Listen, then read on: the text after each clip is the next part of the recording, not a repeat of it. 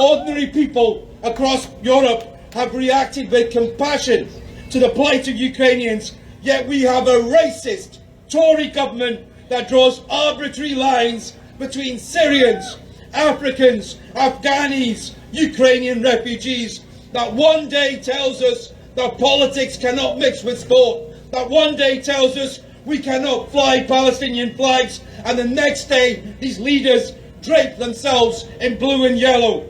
In 2015, Europe's leaders screamed about a migrant crisis against the 1.4 million refugees fleeing war in Syria. Yet the same countries have absorbed 2 million Ukrainians within days. No rubber dinghies, but free tickets on the Eurostars. What is the difference? Europe never had a migrant crisis. It had a racism crisis. 3-year-old Island Cardi was not the first child to drown needlessly on Europe's doorstep. Thousands of refugees are trapped in Ukraine, but there are also many island Kurdis who continue to die in our water. Across Europe, there are 11 million empty homes. Fill them with the homeless, fill them with any refugee, whatever colour they are. If you want to root out racism, then dismantle that brutal regime of border fences, of detention centres and deportations. Deal with the killer cops who act with immunity. Deal with the racists who strip church of black school children.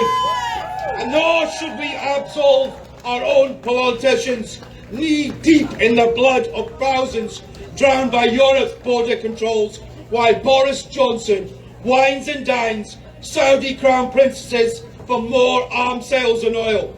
We need to harness the spirit of Kenmure Street, those moments when a community came together and said, these are our neighbours, let them go.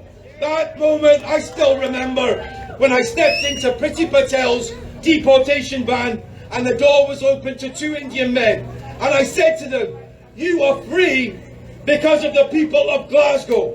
That power of the people rests in every community, in every city, in every country to fight for freedom. That should give us hope. It should give us hope that one day our children will have a future when their lives are lived by the Stephen Lawrences, the Imran Khans, the Chris Donalds, the Simon San, the Ivan Sheikhs, the Sheikh Ubayos, the Farzad Dags, and all the island Kurdis, that they will be commemorated for the lives that they lived rather than lost. Thank you.